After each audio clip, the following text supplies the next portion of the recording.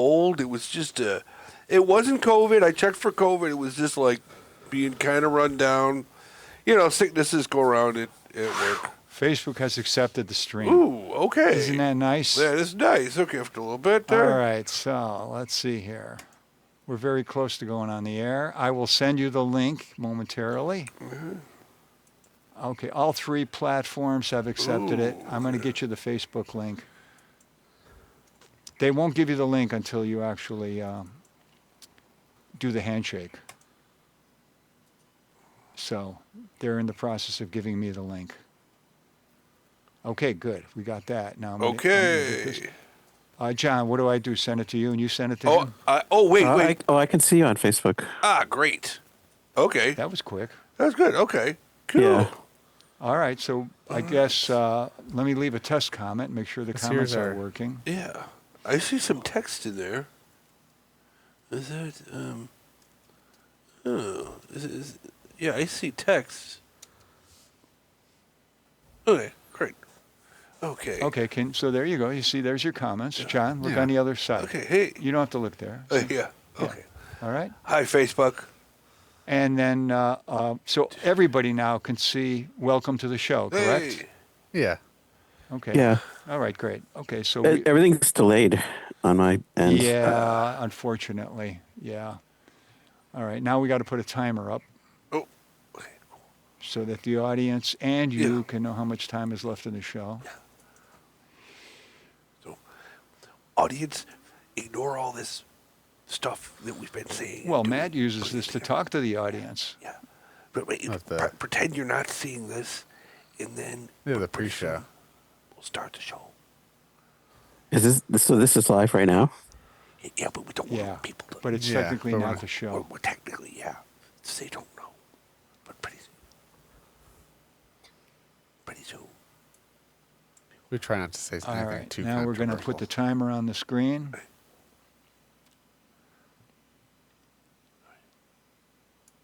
There you go. Oh. It's the wrong timer. Yeah, but Pardon me while I fix the timer. oh, okay, yeah. Okay. Just hold on.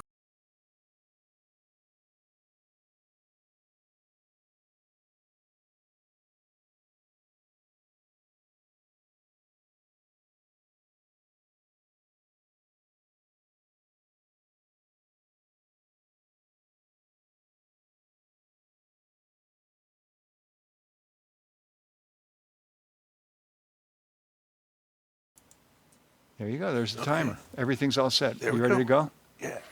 Yeah. Yeah. All right. When it says on the air, you're on the air.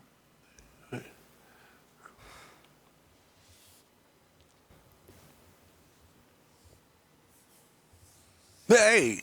Hey, hello, Hey. Think Twice Radio. Yeah. Welcome to another exciting episode of Smalltalk with Matt and John. But today we have a guest. We have Jeremy has Slater. spoken from Pearl Jam. Yeah. And No, there's an old buddy of please. mine. We used to work together at American Color, and we're going to ask him about his computer art, his computer music, and coding and all that great stuff. Yeah. Hi, Jeremy. Yeah. Hi. Yeah. So yeah, Thanks for having me. yeah, I'm John's nephew, so Yeah. I know John not by choice, but yeah, I know Yeah. you had the maybe fortunate or unfortunate Yeah. coincidence of encountering John in real life. Because when you saw me when you were younger, all hungover, the night before I was out with this guy. At the Pink. At the Pink, yes, at the Pink probably. Oh, nice. And I would then come and hung over and like go over to your house and stuff, or And not even now. yeah, Yeah, Or the welcome. Continental. the Continental, indeed, yes. Well, yeah, Oh, I it's a think great place. we had talked earlier with the artist of the Pink, and yeah, it seems like there was another fire too. So it seems like the Brick Bar. iconic dive bars are burning Went at a down. rate. Yeah. You know, I never went into Brick Bar ever. Oh, okay, wow. You're I don't think. Yeah. I was a Pink Flamingo cool. guy. Good you know? for you, because I preferred the Pink, but I was No, but I'd go to the Brick Bar. You did Yeah. once in a while. Once in a while. My first experience there was I was hanging at the Brick Bar with my group of friends, And then I went over to the Pink, and I was like, oh, I love this place. And the group of friends I had at the time would never into the Pink. It's just a whole different group of friends. I was like, oh, jeez. Oh, really? It was a similar thing for me in the Brick Bar. I just never. Yeah. It was kind of like the preppy hangout, right? Yes. Which is kind of Wasn't it? Yeah. I know you're tuning in from Brooklyn, so I guess as someone from Buffalo, I just think of when I think of Brooklyn, I think of hipsters. Is that my own prejudice, or is there some reality to the hipsters per capita in Brooklyn? Well, yeah. I guess I live in a hipster neighborhood. I moved from what used to be the hipster neighborhood, Williamsburg, and now I live in Bushwick, and it is very hipster out here. Well, that's the thing is being a hipster. It's always emerging and changing different areas. So once an area becomes hipster, it's no longer for the hipsters because the hipsters are usually the Yeah, trendsetters. Williamsburg became really. It just changed a lot. There's a lot of development, a lot of new buildings, and it became very upscale. Yeah. It does seem All the galleries moved out of there. Whoa. There used to be tons of art galleries there. It seems like Allentown is maybe experiencing something similar. It seems like Hurdle is not kind of the new hip spot, whereas Allentown, I think, between these Oh, really? these Yeah. iconic social venues kind of burning down, it does seem like the terrain shifting within the city. But yeah, so So did they ever find out what happened with Brick Bar? Was it arson as well, or what happened? I don't know. I looked at the city's open data portal and it looked like the brick or was it the Pink or the Brick Bar had failed a inspection like a year previously, and it mentioned that there was some sort of coal chute. So I don't have any insider information, but I think that maybe perhaps it had something to do with the coal chute, if there was some sort of coal. But the Pink, it was definitely an arsonist. It was a guy who did it. It was a specific guy, and they know who did it. Yeah. And there's actually been many just burnings around the city in general, which I don't know. With our old housing stock, I don't think houses were built to spec, but yeah, unfortunately. So what's left in Mohawk Place closed, right? Yeah. Long place closed. Yeah. So Nietzsche's So where do people go to hear music these days? I know. Well, all I know is Nietzsche's is the. Nietzsche's is still there. Yeah. Now, But granted, they just got a new owner, so there's even I think they're doing renovations, but it's slowly there's just less. Well, less that's good. spots. At least Nietzsche's is still there. Yeah, that's good. Yeah. And actually, I just covered a show yesterday where talking about the Bray Miller Market. So the city had a downtown grocery store that they ended up closing, and now they want to turn it into police headquarters. And I think that kind of perfectly encapsulates what the city of Buffalo currently is, which is kind of a decaying ghost town. But there's always more space for a new police precinct. Yeah. Right. So Yeah. But so I think, do you want to maybe preview for our viewers? I don't know. What can they expect if they watch for the next 55 minutes? I know I hear from John. I don't know. I feel like it's such a long time. I'm just like, wow, I have to talk for an hour. Yeah. Am I going to be able to do that? Tell us about your. I hear you're a computer programmer, music. I don't, yeah. No, I'm not a programmer. Okay. I'm not a programmer, but I do digital design, and I do computer art, Yeah. and computer music. Yeah. And you combine them all together. And I think I did meet you briefly at the Infringement Festival when you were performing in one of the silos. I want to say. yeah. Yes, that's right. Mhm. What Yeah, programs I did that 3 or 4 years. Yeah. That was a good spot. Yeah. What is your? I guess I think when we think of artists, we think of like painters that use paint, but it sounds like you're kind of a digital artist. What are some of your maybe, I don't know, materials that you use? Like when you say digital music and digital art, what kind of programs or what does that mean? Well, in your it's context? video, projected video, and live music, and music that is affecting the video. So it's reactive video. The video is reacting to the guitar. Yeah. Okay. And you're playing the guitar? Yeah, I'm playing the guitar into a computer, Yeah. into Ableton Live, and doing live sequencing and playing guitar live, improvising, and I've created a system where the video reacts to the guitar. So notes are assigned to video clips, and when I play the guitar, the video reacts in a program called VDMX. Oh, okay. Yeah. Interesting. It's almost like you're programming some sort of psychedelic dream. Yeah. I don't know. Yeah, I mean, in a way, like it would be great to just show you a bit of it. I think I have.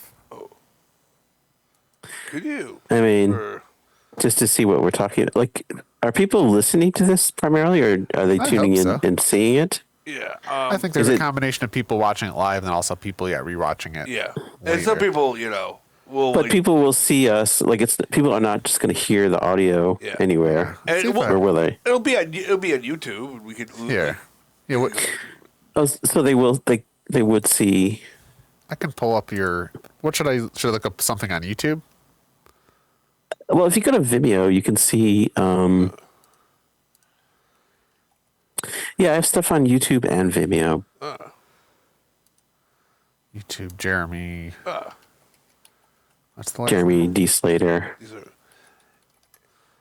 are. Okay.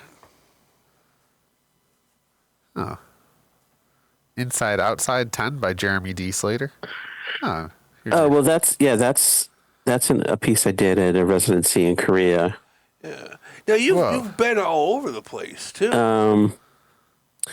But if we could go first, we can come back to this. But can you go to Vimeo first, yeah. and I can show you. Oh, okay.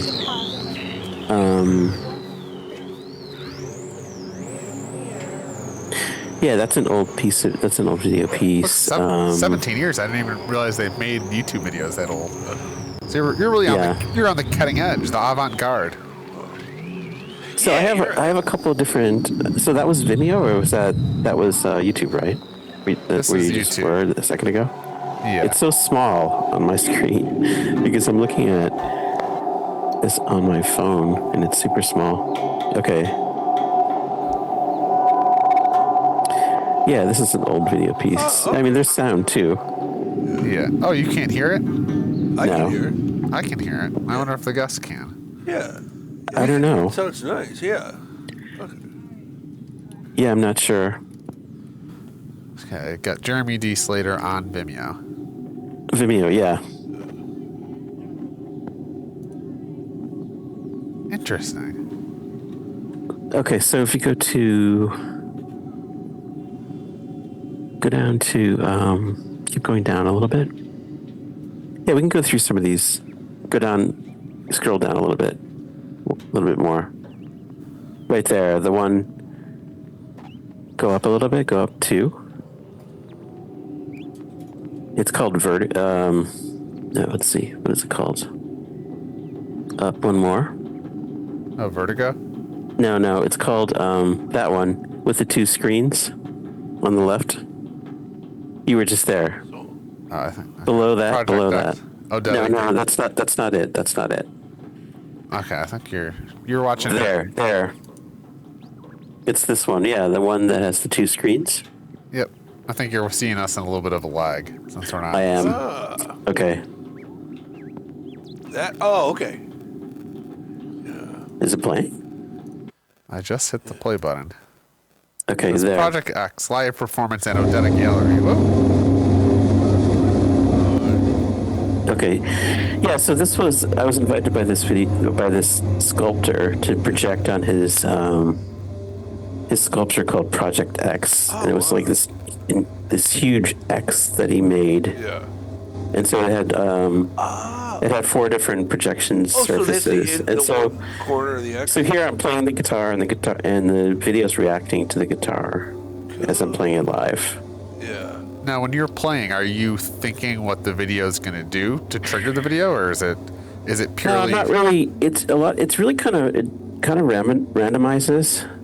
There's maybe like 3 clips that play depending on which note. So it could be. So really, it's hard to predict how it's going to react. Now, the video clips, is this something you load before your shows with clips you want it to go? Yeah, through? these are all things that I shot over the years. So I have a huge bank of clips of things that I shot. And a lot of it is so that's a little excerpt of that Interesting. performance. That was the first time I did it, and I collaborated with this video artist. VJ Dr. Mojo, Yeah. Mark Johnson, and he helped me put that together and helped me program that whole thing with the videos reacting to the guitar. So I played notes on the guitar, I went up and down the frets, and he assigned videos to each note. And then that was the first performance, and he helped me with the projection mapping on the sculpture.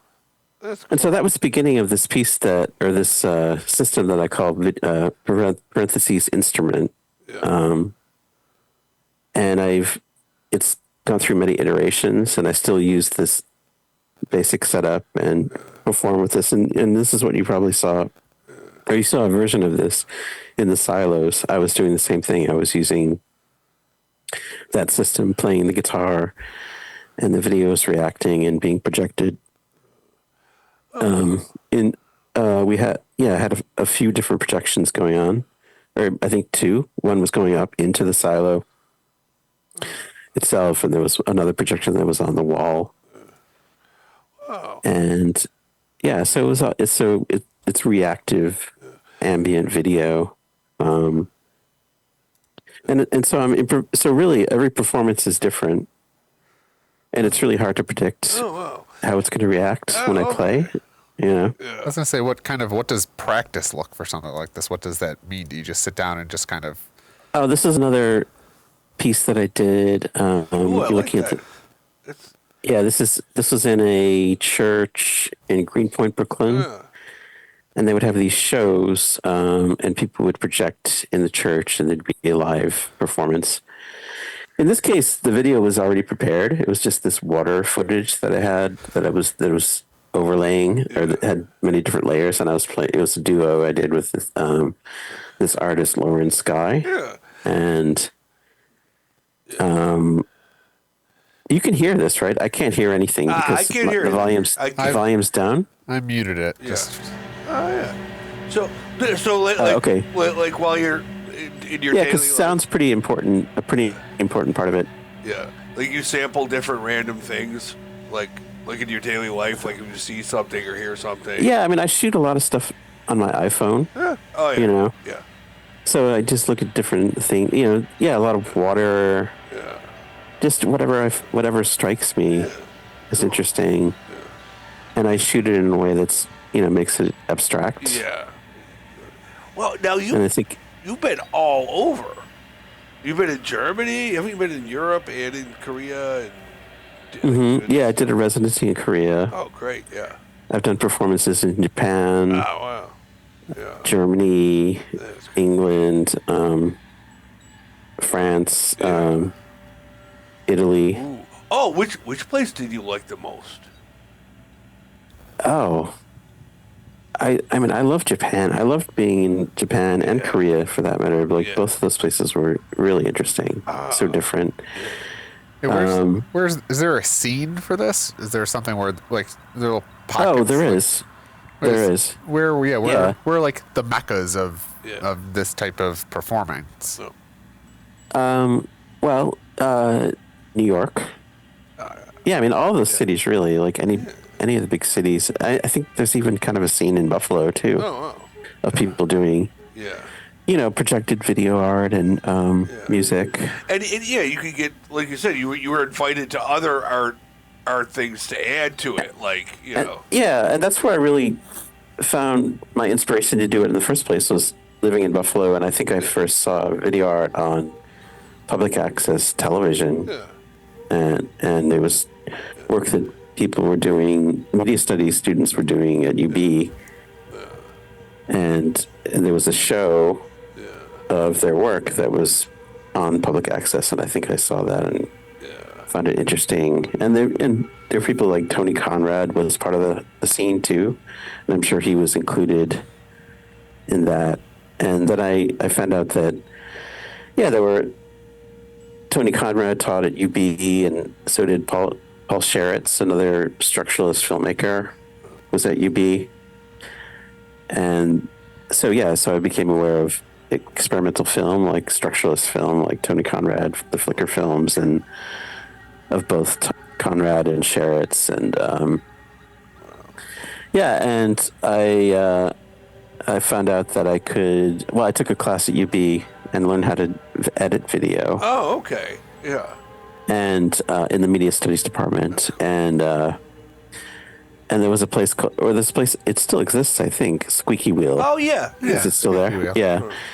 So it was Squeaky Wheel, aka Buffalo Media Resources, and it was a place where you could rent video equipment, cameras, and editing time. So, you could Yeah, make. rent time to edit the video that you shot with the equipment that you were renting from them. Yeah. You could rent recording equipment too. They had 4-track recorders, so I rented a 4-track from them and did multi-track recording. And the cameras they had at the time were these really the first video cameras. They were called Portapacks. Ah. So it had like a separate sort of VCR thing that you would have in a backpack, Yeah. and the camera was separate from that. Oh, were those like the huge things? Yes. Yeah, I so these remember. very old video Yeah. VHS cameras, and Yeah. everything was VHS, and Yeah. so I started renting that equipment and creating work, and they had monthly work in progress meetings at Squeaky Wheel, where people would show their work. Oh, cool. And Yeah. do you want to? There's more videos you can watch. Okay. Well, I think Did But you- that, yeah. Yeah. You've done stuff like with dancers and stuff too, haven't you? yeah, if you go to that YouTube clip, you could see that a piece I did with dancers in Korea. Oh, it's Annette. One day at a time is saying hi. One of our loyal viewers. A loyal viewer. I was wondering, is somebody in the scene? I mean, it seems like we're in a moment now where AI obviously is very popular with the generating art. But where's your perspective on where is this all headed? This kind of AI technology art scene, right? Like you're making a type of Oh, I don't know. you're making a type of I'm not- art that like Leonardo da Vinci. I'm not could really only- into AI work. I think it has like a very distinct look. I'm not really crazy about it, to be honest. That's all right. That's a valid perspective, I think. But I think it is the way, things are heading in that direction. That video right there is the one that I wanted to show you with the dancers. It was the one from Korea. Yeah, this one. Yeah, so I did a residency in Seoul, Korea at Seoul Art Space. Whoa. And they gave me a studio and a place to live, or a room at the art center. That's And, fantastic, yeah. And I created this piece and worked with local artists, dancers. So most of these dancers are Korean. Yeah. And you can see us in the background there, performing the music live with this group. And I don't know is the sound still muted?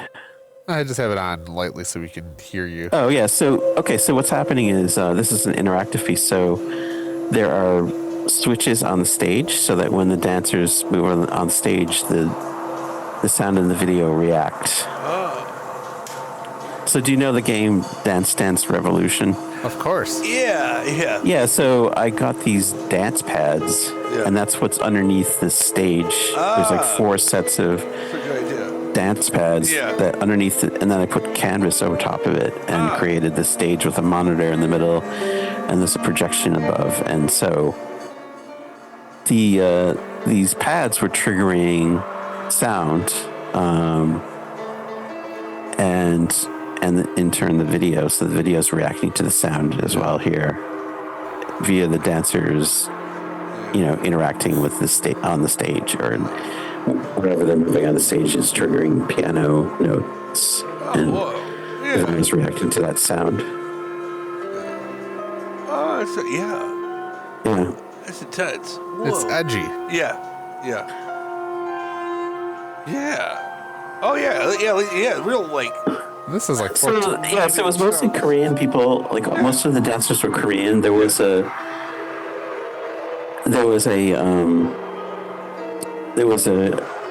choreographer who was Japanese who was assisting me with this, and another Nao Sakamoto was playing music with me. He flew in from Tokyo to be part of this piece. Oh, that's fun. Yeah.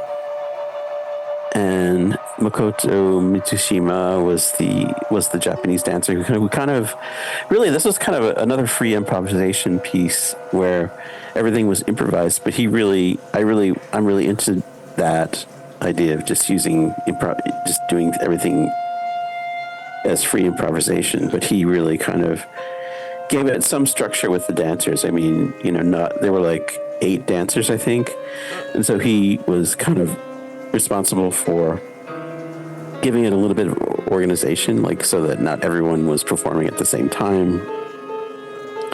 And he kind of directed them a little bit, even though everything was still improvised. And this was at the opening of the piece, and I don't know. So we performed like at least 2 hours, maybe a few, 2 or 3 hours. Yeah. Oh. Interesting. During the opening, and then during the run of the show, this piece was just open to the public, and so people could the public could walk up and onto the stage and interact with it as well. Oh, okay, yeah. And so there was one point where this tour came through with all these school kids, and they were going crazy on the piece, and they were like jumping up and down on it and really trying to break it. Really? Oh, that's funny. Oh, that's cool. Yeah, so this is another piece I did with dancers. Yeah. This is a very short excerpt of a piece I did with water and dancers, and the reverberation of the sound from the speakers was making the water react. So there's like bowls of water on top of the speakers. There was a projection or a monitor in the middle, and there were these like switches that would react to the dancers' movements. So another interactive piece. Interesting. Let's see. Yeah, so there's a bunch of videos. So Jeremy D. Slater on YouTube and Vimeo's where you can find this work. What is that one? Oh, that's neat. It's Okay, this is another short piece that I did with, footage that I shot in Japan. And, the sound of cicadas. So there's an image of a cicada and the sound waves. It's just a layered, short, video piece. So I make, pieces that stand alone as, pieces of video art, but then a lot of times I'll be projecting and working in an environment like you saw at the silos where I'm projecting onto a surface and there in space live like I was with the dancers in Korea. Yeah. So I like to do things live a lot. And a lot of everything I generate is really generated through improvisation. I want to expand a little on improvisation. How do you think of improvisation in your performances, and how do you kind of get better at improvising? Because I guess as someone... Well, I guess when I think of inspiration, I think of it as kind of unstructured, but I know there is a lot of structure to actual improvisation. I mean, there can be. Like, with free improvisation, there's really no structure. Like, it's really just free. Things are happening, and it's free, and there's no structure. Sometimes musicians will decide on a structure. I mean, in a way, the piece with the dancers was a bit structured because the Japanese choreographer was working with the dancers to create some structure. But with the musicians, I didn't really give them any direction. But with free improvisation, it's about listening to the other players and reacting to what they're doing, and maybe not always playing and not always making a sound when you're playing with other people. It's just kind of listening and react. It's a conversation between the musicians. So people are playing and listening to each other. And I think maybe my first exposure to improvisation was going to see jazz at the Anchor Bar. when I was I was in this band in Buffalo. My first band used to we used to rehearse, and on Sunday nights we would go to watch jazz at the Anchor Bar every Sunday. It was like every Sunday night after rehearsal, Cool. Oh, I think, and I think that was my first exposure. But that's very structured improvisation. Like they're playing maybe a standard, but they go into solos. Like each player has their time to do a solo. And I don't know if you've ever experienced this, but that's more structured improvisation. But I didn't really discover free improvisation until I came to New York.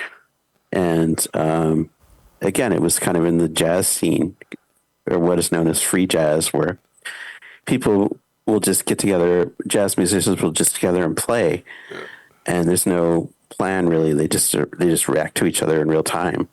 And again, it's like a conversation between the players, and that's something I really kind of fell in love with, and it's part of most of my projects. I have a music group called Plan 23, and we never really have a discussion about what we're going to play. We just feel each other and listen to each other, and it all just happens in real time,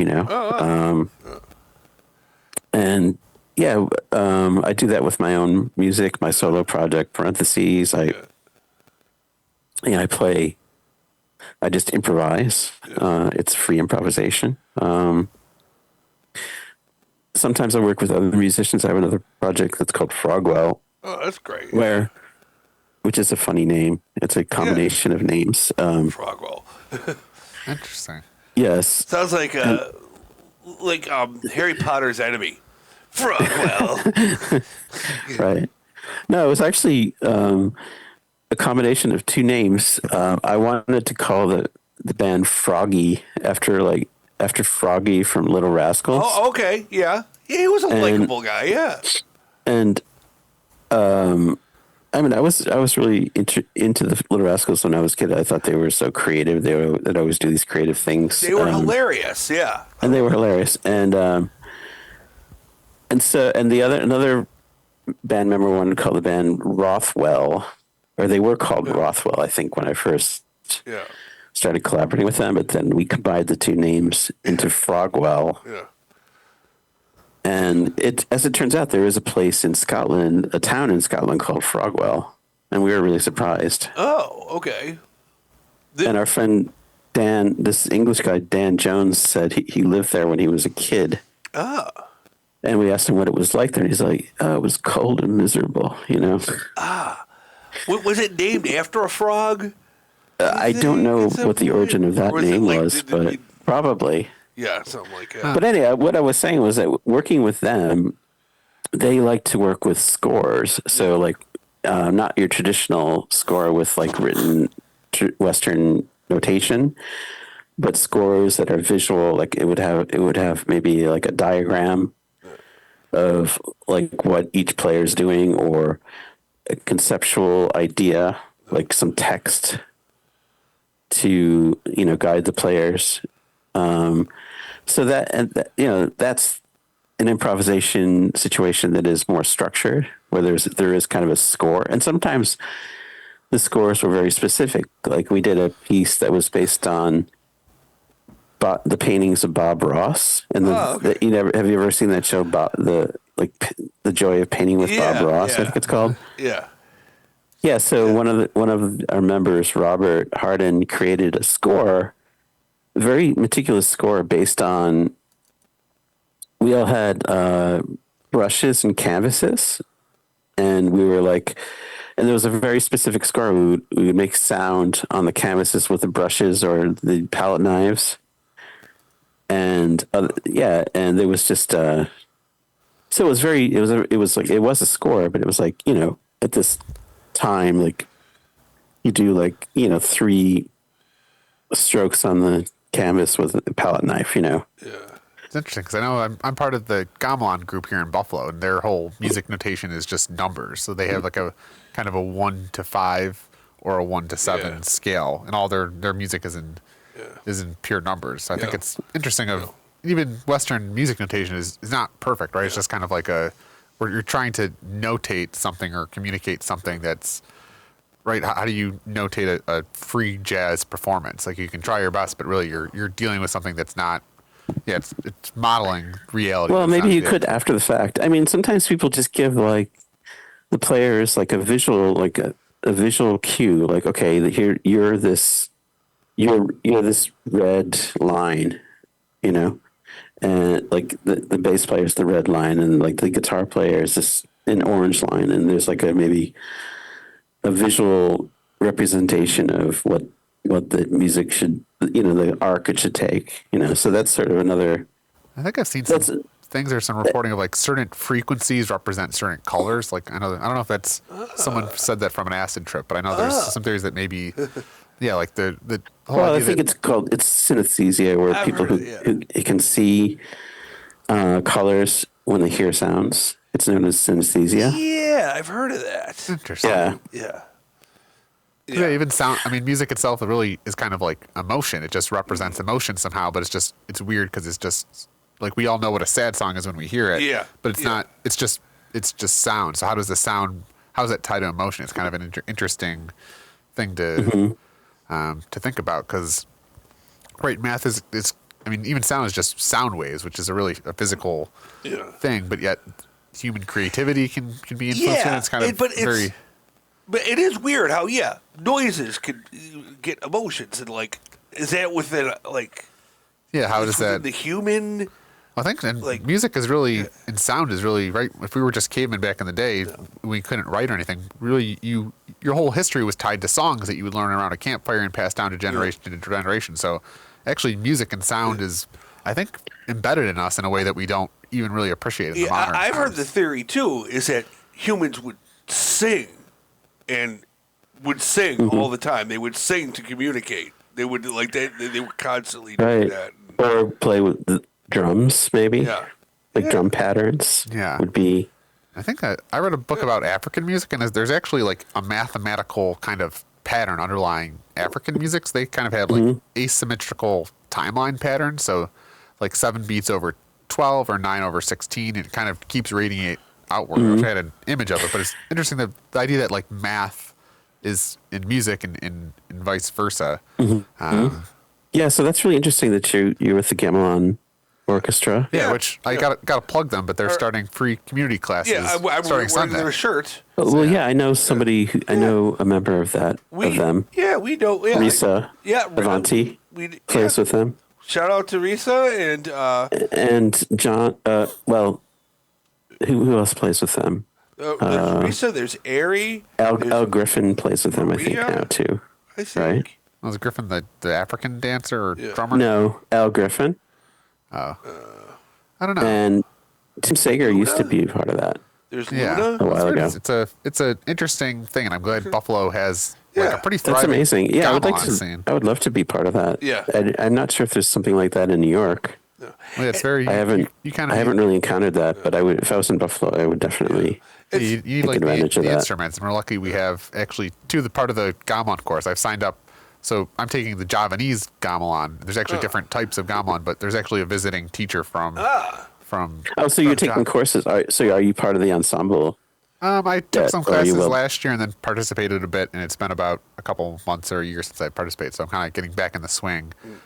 Cool. But yeah, I think even that is just very interesting. The whole idea that their whole theory of music is completely different. So you almost have to like unlearn. What you've kind of learned. And the weird thing that's kind of I mean, Western music, a lot of it is based on 4/4 time. So I don't know why 1 2 3 4 1 2 3 4 like why.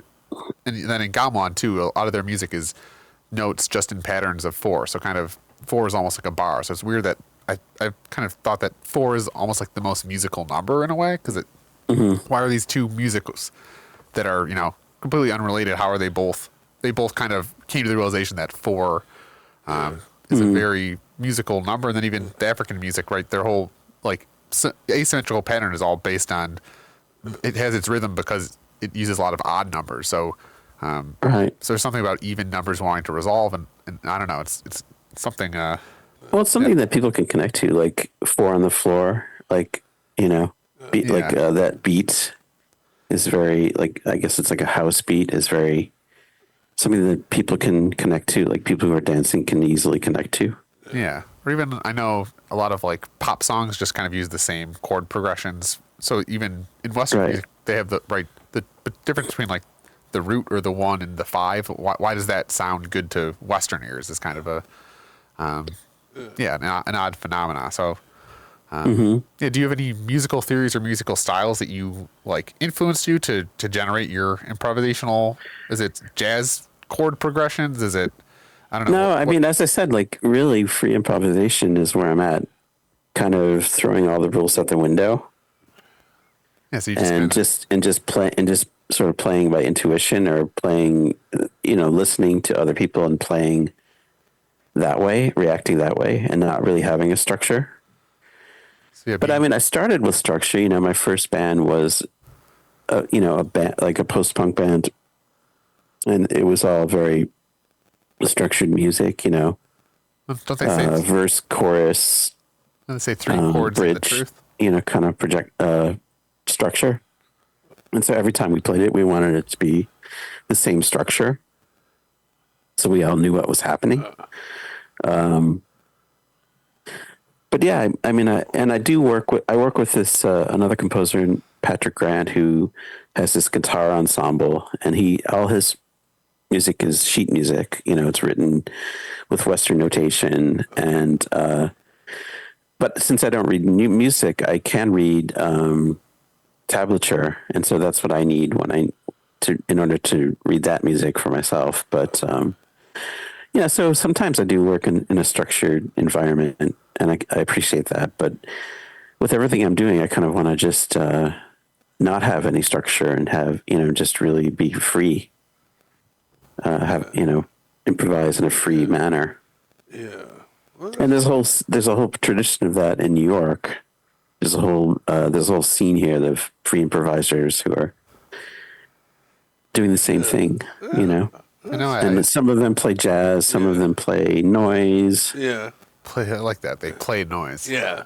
Is there Yeah, kind of well, noise is camaraderie? a genre of music, That's cool. I think yeah. Yeah. Somehow it's weird that we're in this moment with the internet where we have access to all the music in the world, but somehow like Taylor Swift has a Yeah. monopoly on the top 20. So I think Yeah. the internet it's Right. right. It's and I think we just had this legacy where if you were musical performers, right? And I know just in the blues specifically, there's lots of like renowned performers that just performed in some tin alley that nobody knew about because back in the day, in order to get a record deal, you had to go get the approval of some record label. Whereas now with the internet, you can just record yourself. Yeah.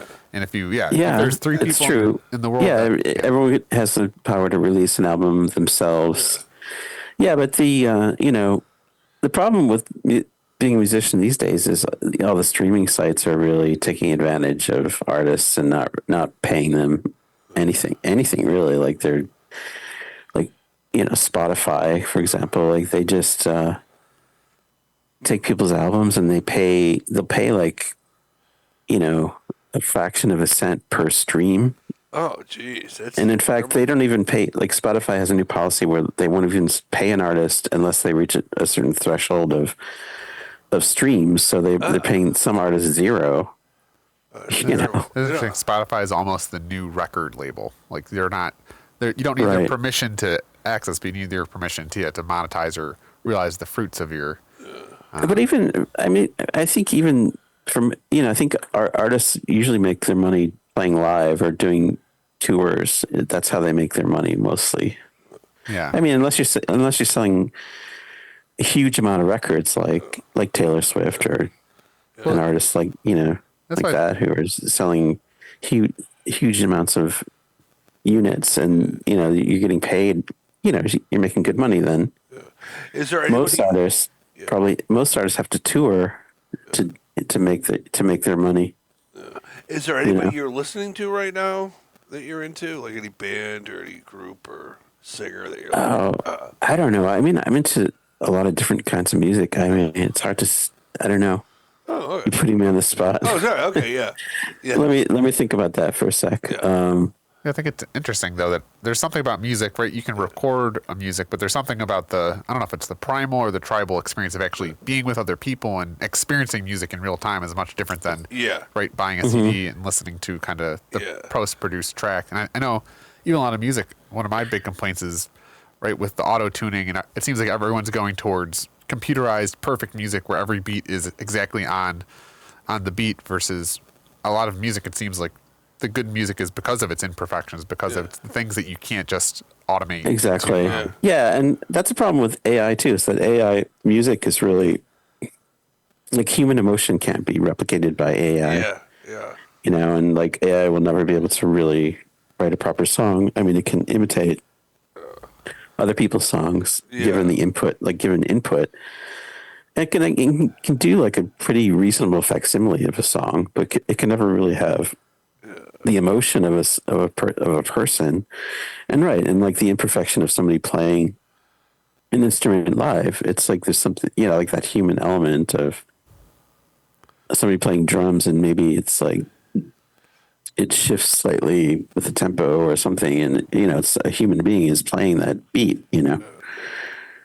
But I'm not opposed to using machines either. Like, sometimes it's kind of going against what I just said, but I mean, technology can be used. I mean, a guitar is technology, Yeah. Well, I know, like, I'm a big Bob Dylan fan. I know just based on the history, he was like this acclaimed folk singer. And the first time he plugged in an electrical guitar, like all his diehard fans, like instantly turned on him. And that's so right. It's just interesting how anytime you kind of push any sort of boundary, you're always going to upset someone. So I think, but Bob Dylan didn't care, which I think is the great part about being an artist, right? Yeah. You don't do it for an audience. You do it because it's something inside of you that you have to express.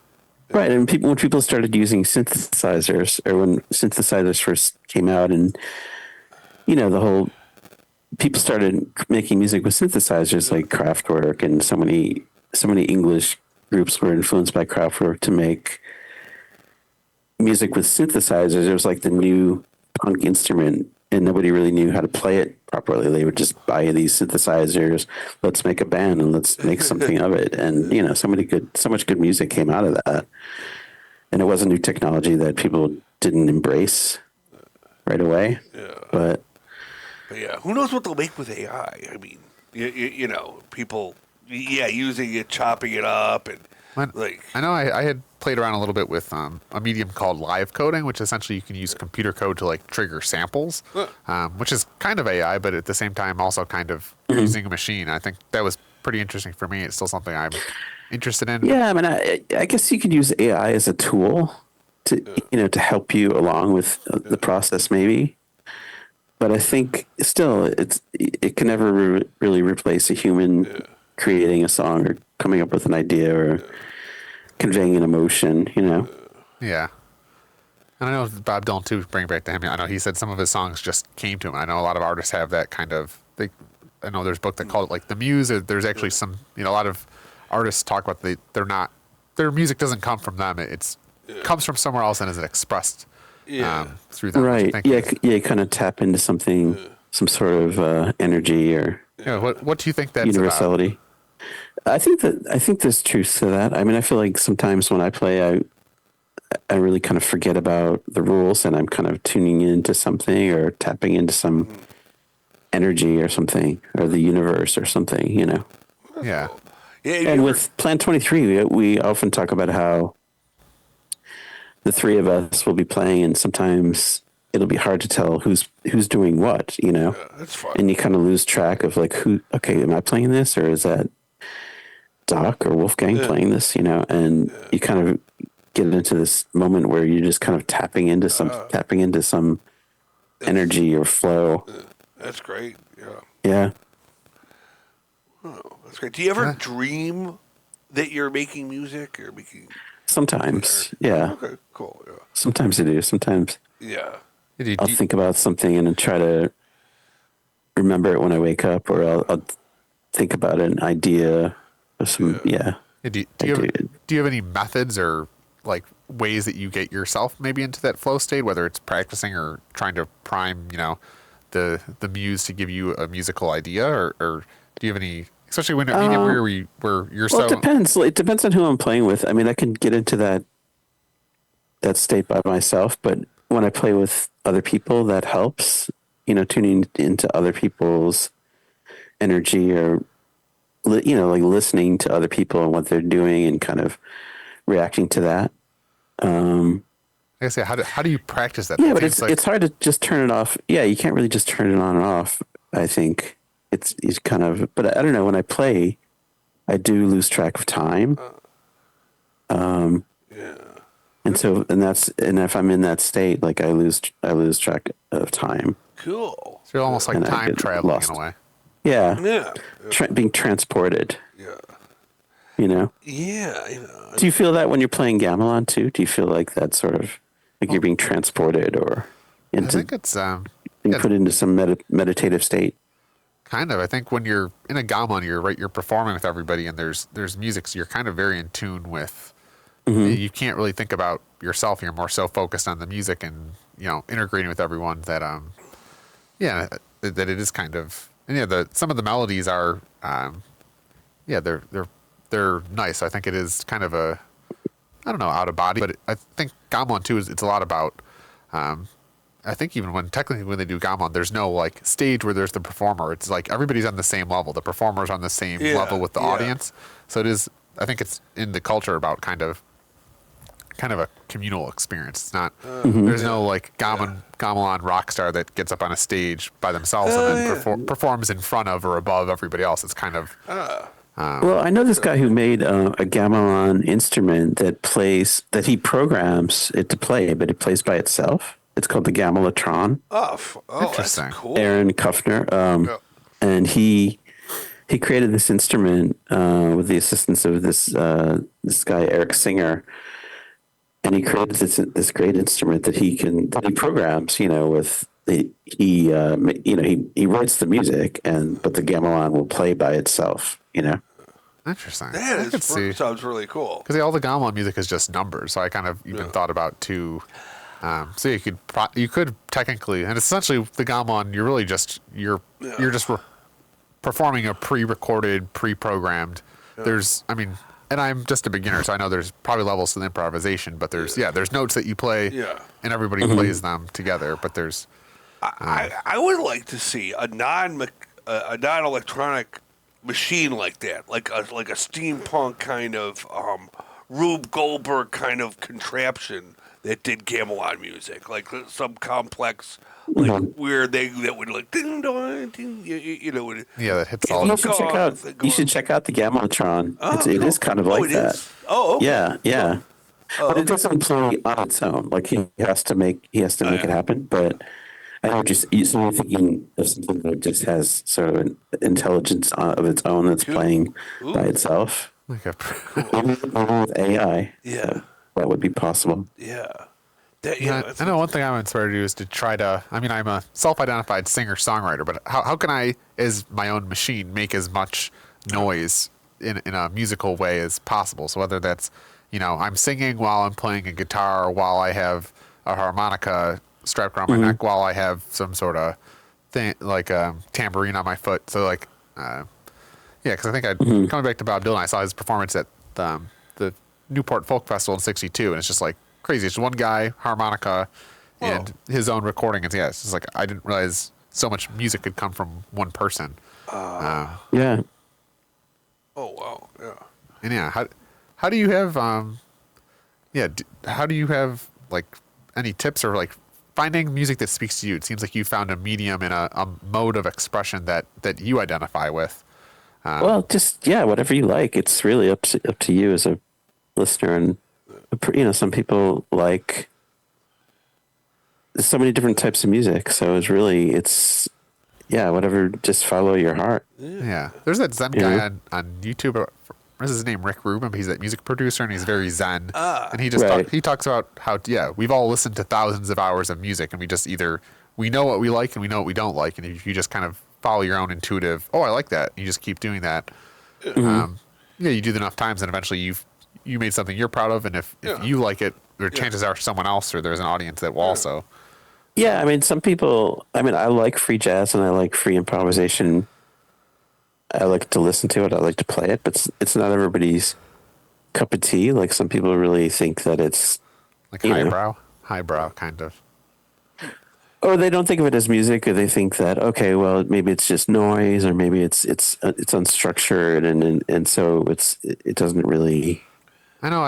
in their minds, it's not But really musical. Or it's but kind for of me, more that's free. Yeah. I found that's sort of my thing, and I found that there's others who are into this similar thing. So I found a community for it. Yeah, that's cool. But I think any type of music that you're into, there's going to be a community for it. Um, I hope. Yeah. So Yeah. wait, how would you what would you call your music? Is it ambient? Is it Computer jazz. computer jazz? Like, is That's it interesting. like tech? No, I hadn't thought of that. No, I wouldn't say Tech it's nature. jazz even. I used to say ambient noise. Ambient noise. Ambient noise. Yeah. It's definitely coming from a tradition of ambient music, like Brian Eno, is an influence of mine. But it really sets a good mood. I like the mood you set, like with your. Oh, thanks. Yeah. Yeah, I think your performance at the Silos, I feel like the Silos is like a great, and I'm a really big fan of the Infringement, but that venue where you're just walking through abandoned silos and each silo has its own complete different universe of things. Yeah, that was a great thing. I mean, I think that whole era is over now that they've moved the festival away from that. But I think there is one silo in Silo City where I think Squeaky Wheel or Hollows invites artists to do performances there, right? I think the Gamelan Ensemble performed in one of the silos at one time. Yeah, that'd be cool. Several years ago. I would but like to hear of her. it would like to. Yeah, it would be nice to have that opportunity again. Yeah, and I think I know I performed there, and then they ended up demoing the old Great Northern silo across the street. And I know that the beer. Oh, did you play? You played in the silo too? No, I was just at the Music is Art festival. Oh, right. I did. Oh, yeah. They played at that. Yeah, they were in the front of that little section of silos. Yeah. A couple of times when I was there, Yeah. that was great. But yeah, it was great to have like different things happening, and it was nice to have like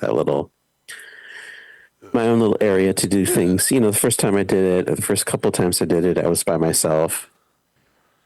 But the last couple of times I worked with Rory McCormick, Rory. the saxophone player. Yeah. Yeah. So we were improvising together. Yeah. Like he was playing saxophone and I was playing Shout out to Rory. guitar. Yeah. I like him. It was great. And the last time I did it, it was Rory and my friend Chris Borkowski. He's also a video artist, musician. And so the three of us did a collaboration. Yeah. That was great. That's nice. Yeah, it was great to have a space like that to work in. So industrial and so raw. I found it ironic because they ended up demolishing the Great Northern Silo across the street because the planners were like, well, we don't know what to do with it. And I was like, well, really? No one knew what to do with this silo before, Yeah.